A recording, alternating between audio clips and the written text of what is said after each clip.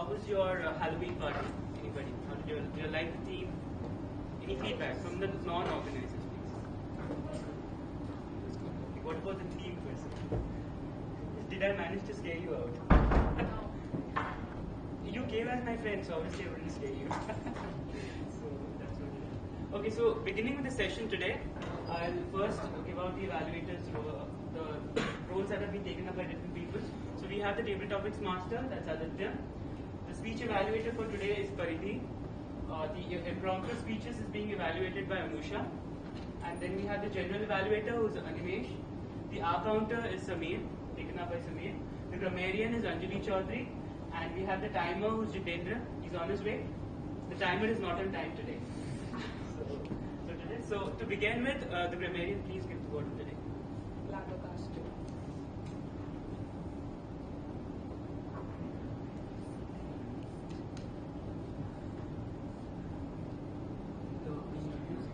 Surprised.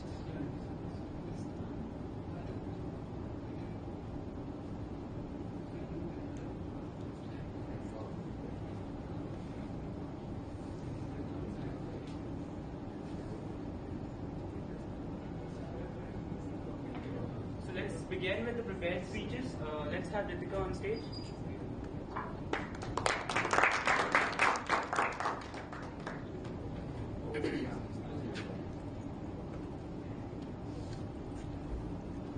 Hello, very good evening to one and all.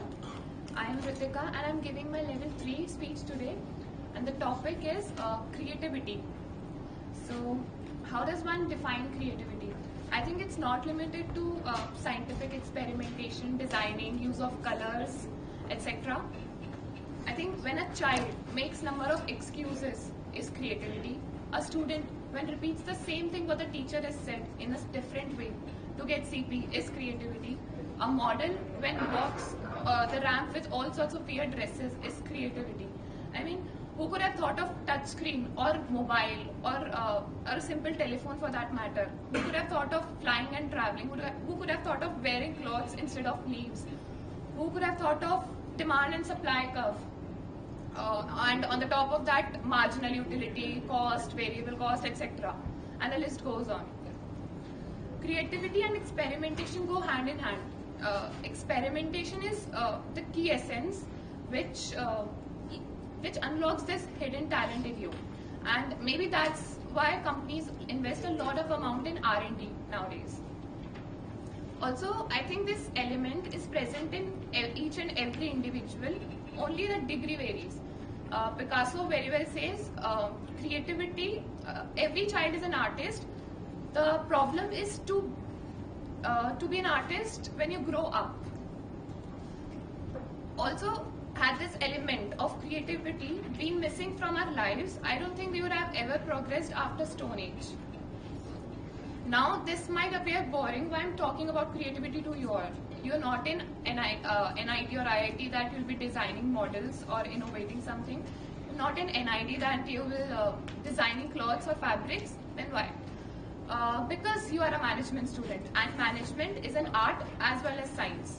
When you'll be working, you'll have to make excuses, you'll have to take leaves, you'll have to prove yourself, you'll have to compete, you'll have to make decisions, you'll have to come up with solutions. All this requires creativity.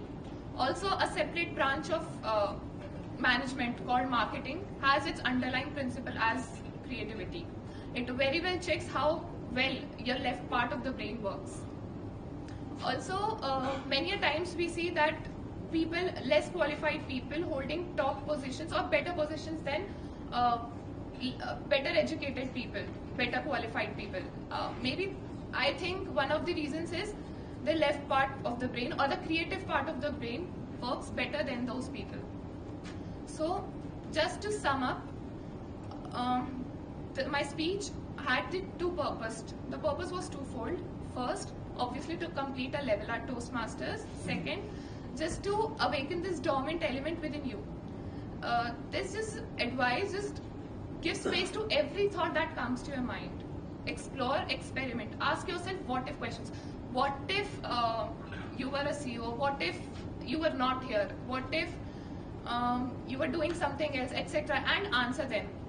be curious and reward your curiosity.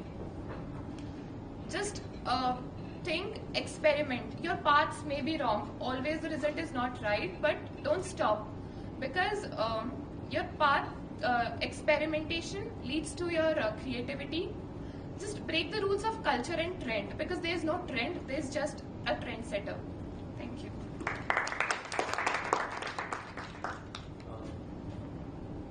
Ritika.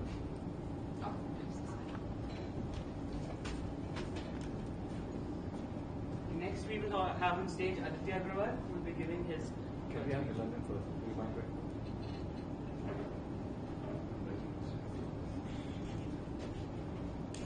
Jitendra, you're starting. Her time was taken.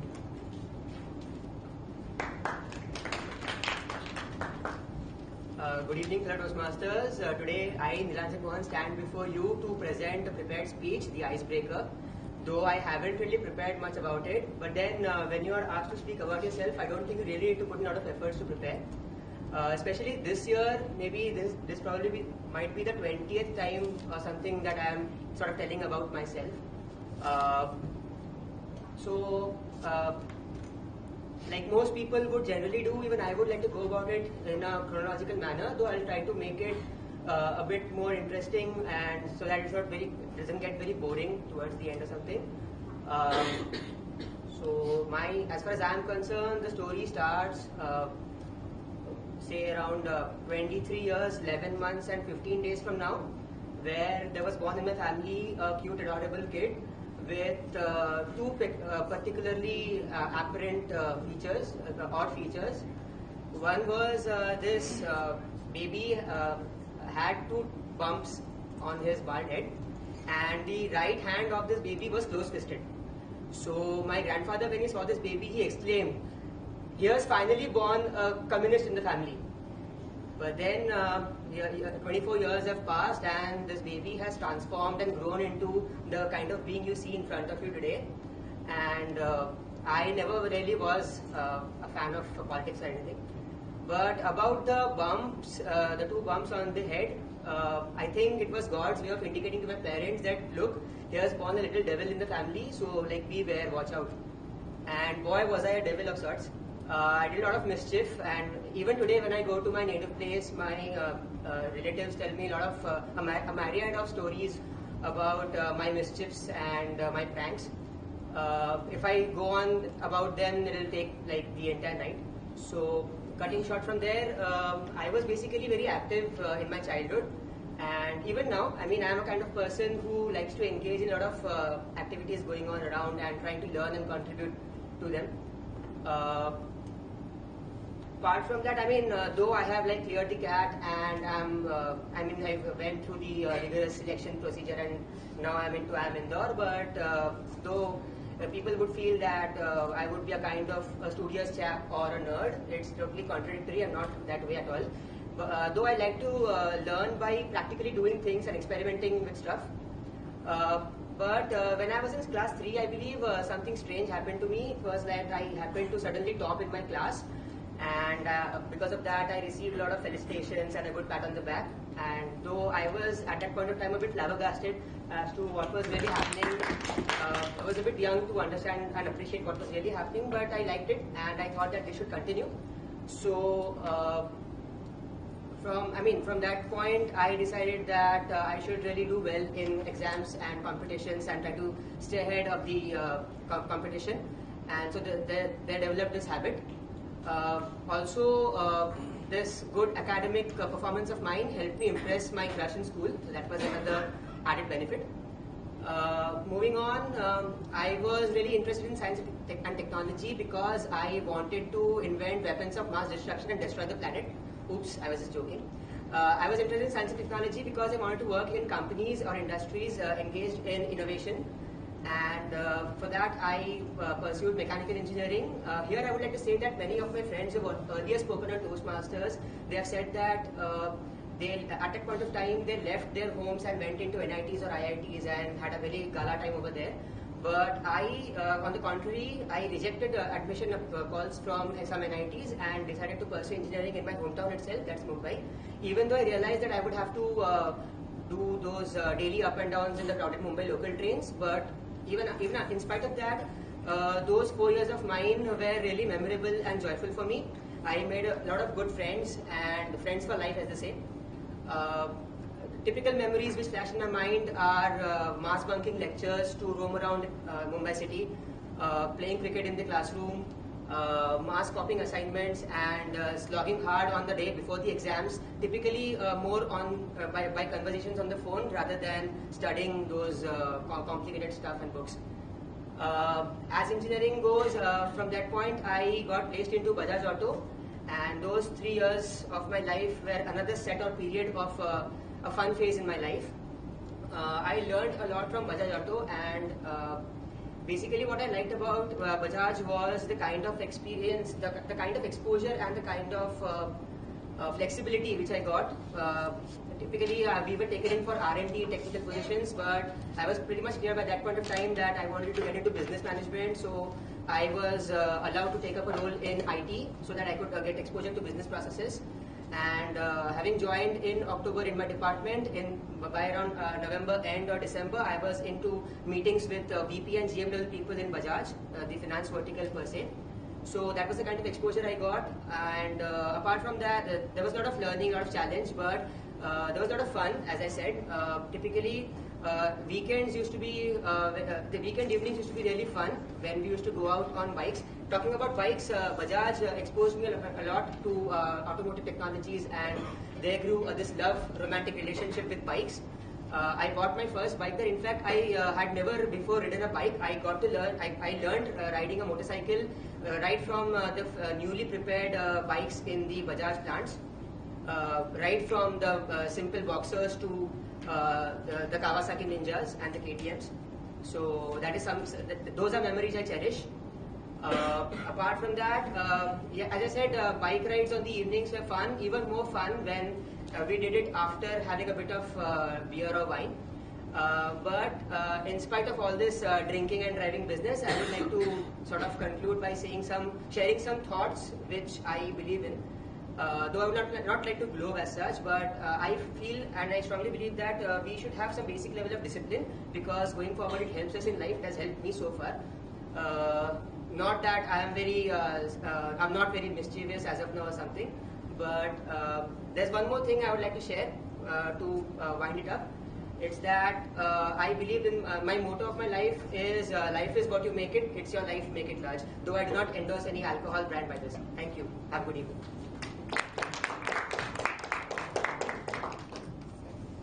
It's really interesting to note, that you can actually imagine a mad scientist sitting in his room conjuring, weapons of mass destruction. Of course, I'm sure that his neighbor may not be flabbergasted by this. He must be hearing. So next on stage, we'll have Satish, who will be presenting. Okay, there's again a change of plan. We'll have Aditya, who will be presenting his second speech.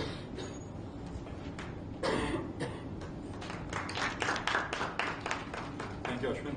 Firstly, technically this is my icebreaker, because the first speech that I gave was sort of an organized speech, because I gave it on, I think gave it a year back, and it was on pencils, so it was an organized speech.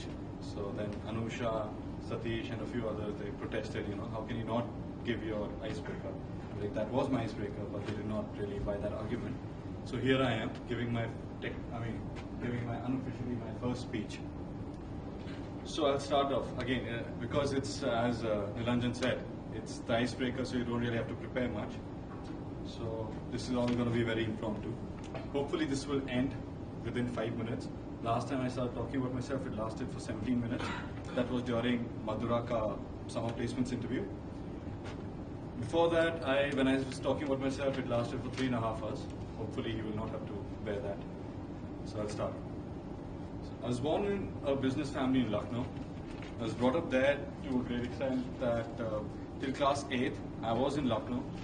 I was very shy and more like an inconsequential type of fellow who was just sitting in class. No one quite noticed who I was. I never bothered.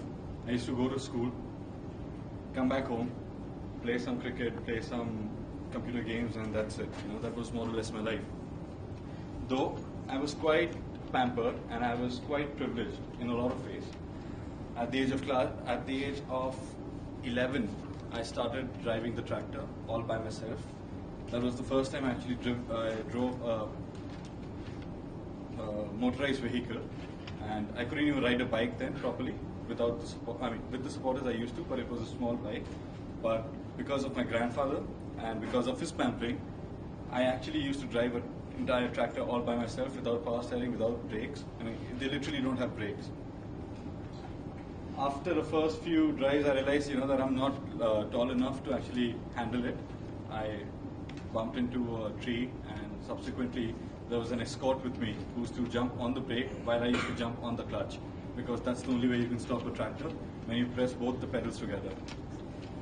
Then I also learned how to ride a bike subsequently, which did not really go well.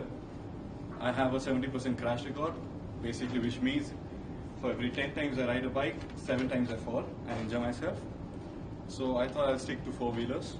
And because my family is very passionate about driving, so much so that my grandfather's driven from Lucknow to Kanyakumari, okay, all by himself. Also from Lucknow to Kashmir. My father's driven from Lucknow to Madhya Pradesh, all in one day. So, the driving gene is very strong. So I started driving a car on the roads at the age of 15, when I was in class 9. My mother almost had a heart attack, so she said, that I need a little more training, but I didn't quite listen to her. Very soon she realized that was just my style of driving, which gave other people a heart attack, and it wasn't really like my amateurish ways. Then one of the most amazing things happened. In class 8, I went to Mayo College at Mayor.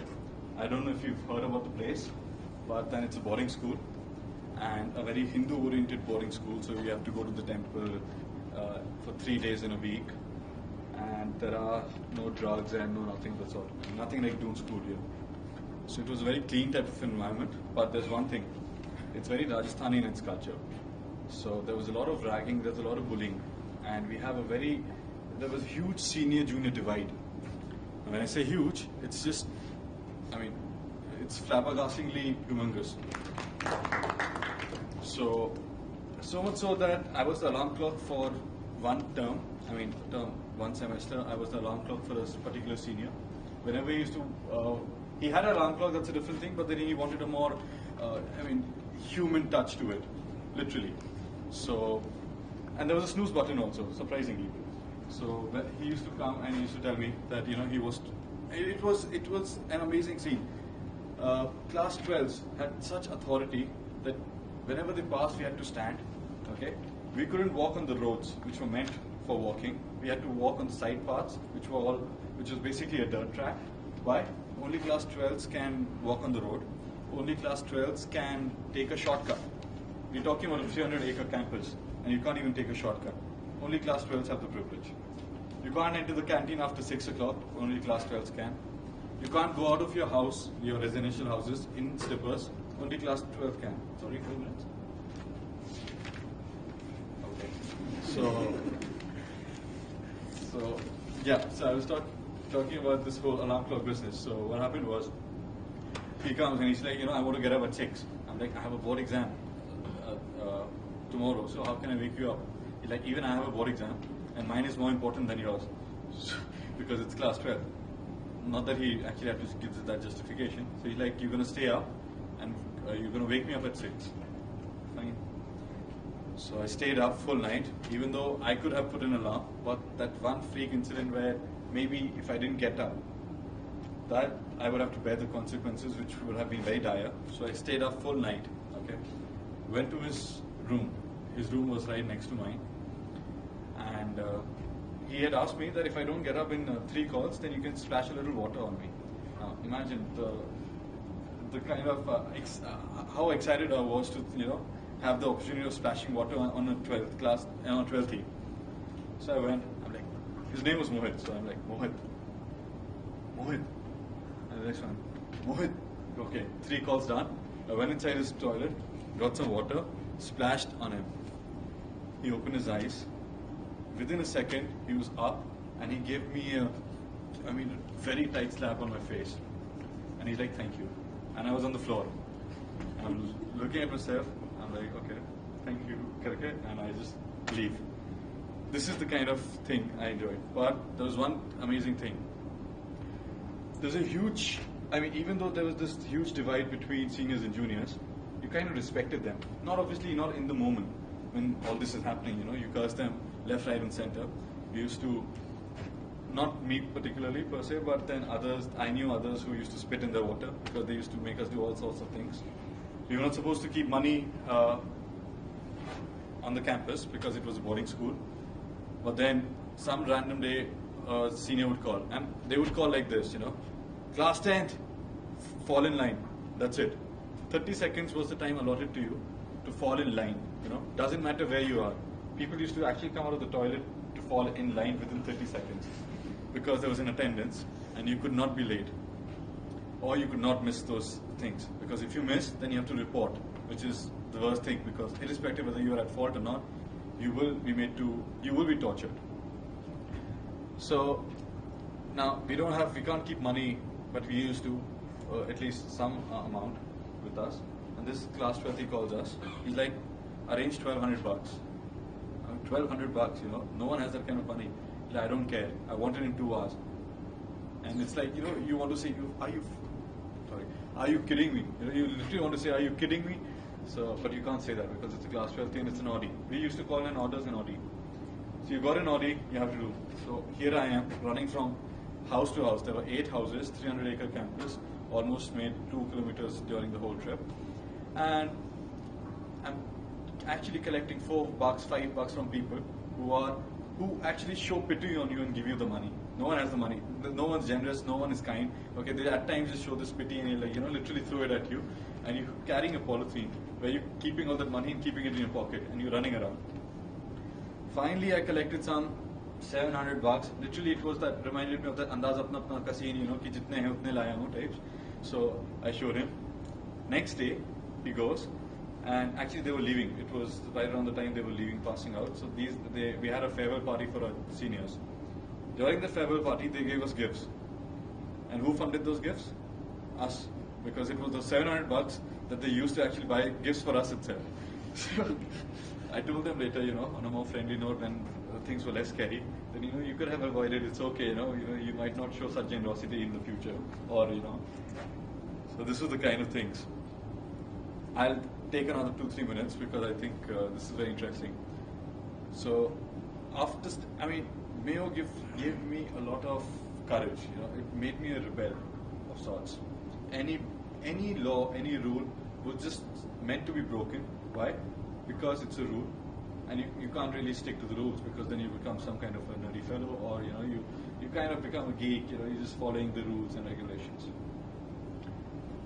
We had this one professor. His name was Vijay Datta. Okay, so he was an English prof, and he had a huge beard, and he looked like that Tintin's friend. Who was that, Captain? Okay. You know, right? I'm talking about that person. So Haddock, Captain Haddock. He looked exactly like him. So we used to call him Captain, you know, behind his back, of course. Now, we never used to stand up whenever the teacher entered, and there was this one strange concept that we used to go to the teacher's classroom. The teachers had a permanent classroom, and we used to go there. Imagine this. Now, and there was huge, it was like the kind of unity that we enjoyed there was huge. You wouldn't believe it. Whenever a person says, let's do this, okay, there are 40 people following him without question, okay? There's no questioning them. So that was the kind of unity that we enjoyed. Now, 40 people, imagine, okay, they decided that we're going to go salute the captain first and then enter his classroom. He's sitting there, first person goes, you know, he actually salutes. And this, we're talking about a proper professor. So we salute the prof. He's looking, he's kind of flabbergasted. He doesn't know what to do. He doesn't know what's happening.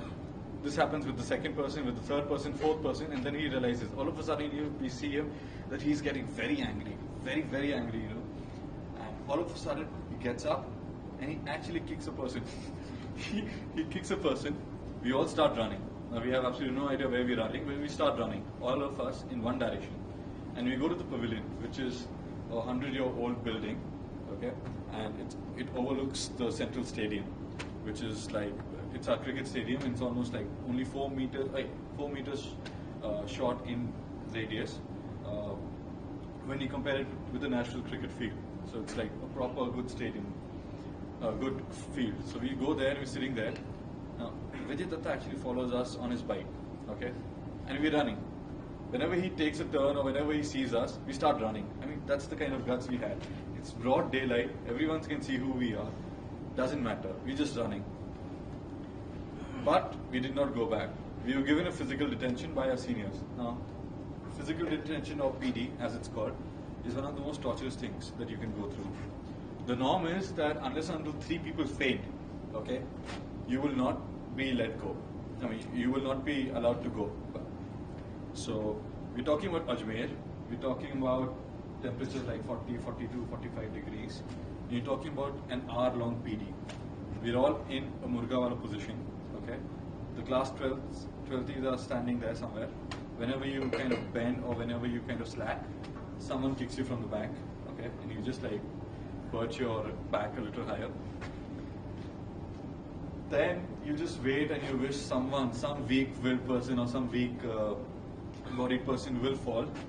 And that happens, and you get so happy, okay, 2 more to go. Another person falls, a few people vomit, and then the 3rd person falls, and that's when they call, okay, get up.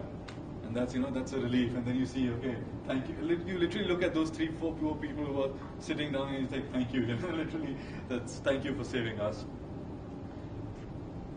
So, that's the kind of brutality we went through. We were not rats, okay? If you're a rat, doesn't matter whether you're ratting a batchmate out or whether you're ratting a senior out, you're a rat. Now, what happened was our class 8 people, students, they kind of misbehaved. There was a lot of mother and father name teasing because we were very immature that night.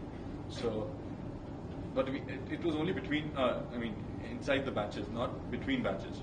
So these people acted smart. They put down our mother's and father's name and lot of abusive words with those things. So what happened was that we got to know, we called them, we gave them a beating, and the matter subsided. They repeated the same thing with class 12th. I don't know why did they do that, and that was stretching it a bit. Now what happened was when class 12 got to know, they don't use their brains, okay, and somehow we are very small compared to them. They were just too huge, and they were just too big. I don't know how. They used to eat a lot. That's one of the reasons. But we never became that big. And these people called them. They identified 4-5 people who were the main culprits. And the next day we heard 3 people were in the hospital. Okay, 2 with broken arms, one with a sore eye. Both of them. Both the eyes were sore. One of them also had a mild concussion. Okay, they knew exactly what had happened. The school authorities knew exactly what had happened. The principal goes to them and he's like, you'll get all the protection you want. Just give me the names of the people. Amazingly, do you know what the reply was? One of them replied something. He's like, sir, we were fighting between, 2 of us were fighting, and he fell down from a flight of stairs, and that's how we got it. And the principal literally said, don't bullshit, tell me the actual thing. He's like, no, so that's how I got this thing. 2 fractured bones, mild concussion, and still they did not rat anyone out. One person did rat one of the seniors out, and that was only when his father had already tendered a withdrawal request, because that was the kind of culture there. All in all, I'll finish this thing before it goes too far. But I had a lot to say. I just reached Mayo, and that also I'll complete properly. But then Mayo gave me this kind of it gave me this thought that there should be some divide between a senior and a junior. It's only then. It's not like you can't be friendly with them, but then you should always maintain some distance, because at times juniors go a little too far, and that time you don't know what to say. It's not because they've said something that offensive. You can obviously do something with that, but then sometimes you just feel that there should have been a boundary. I'm more orthodox in that sense, so I thought I've always kept that boundary with my juniors, even in college, back in school, and to a great extent here as well. So I think this was the basic purpose of giving this whole Mio Wala story, so that you guys know if I'm not too friendly, it's because of the way I was brought up and because of the things that I've seen in Mio. With that, I'd like to conclude. Thank you. Thanks for taking the time after some difficulty with us. So that was a pretty long speech that we had. I could see Anusha was scared. Sometimes she's biting her nails, wondering what's happening. Okay, so moving on, now we have Satish who would be giving his third speech. Get to the point. Let's have both speak.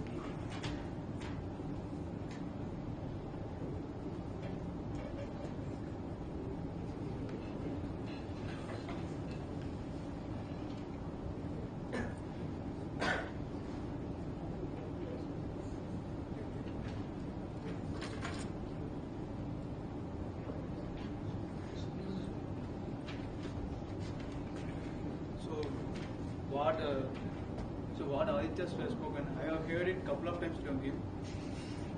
Fortunately or unfortunately, I am hearing the same again from him. Somehow Anusha got a skip, like I am speaking about PGP too. So before starting my speech, so how many of you want to become marketing professionals here? Only one? But okay, despite the fact, most of you are going to become a managers of a company which is going to serve for Indian consumers. So my topic is whole about consumer India today. And before, my level of speech is level 3, just get to the point. So my point I'm going to pose is the understanding consumer India. This is the point.